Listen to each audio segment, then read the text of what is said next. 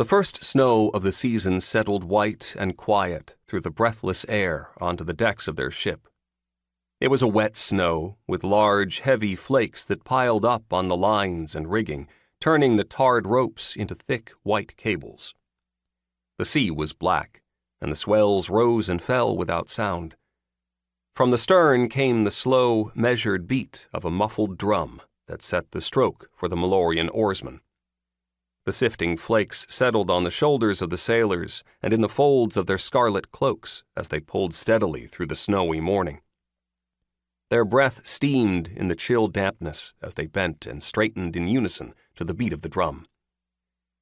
Garion and Silk stood at the rail with their cloaks pulled tightly around them, staring somberly out through the filmy snowfall. "Miserable morning," the rat-faced little Drasnian noted, distastefully brushing snow from his shoulders. Garion grunted sourly. "You're in a cheerful humor today." "I don't really have all that much to smile about, Silk." Garion went back to glowering out at the gloomy black and white morning. Belgareth the sorcerer came out of the aft cabin, squinted up into the thickly settling snow, and raised the hood of his stout old cloak. Then he came forward along the slippery deck to join them at the rail. Silk glanced at the red-cloaked Mallorian soldier who had unobtrusively come up on deck behind the old man, and who now stood leaning with some show of idleness on the rail several yards aft. "I see that General Ateska is still concerned about your well-being," he said, pointing at the man who had dogged Belgareth's steps since they had sailed out of the harbor at Rak Verkat.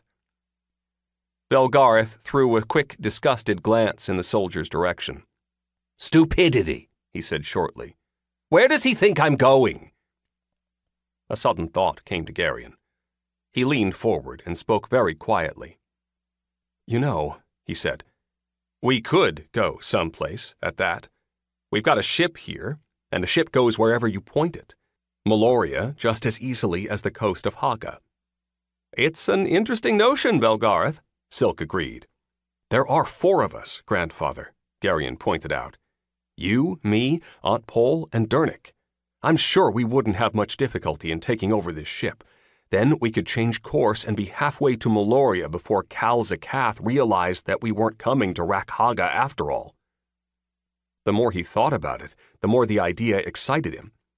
Then we could sail north along the Mallorian coast and anchor in a cove or inlet someplace on the shore of Kamat.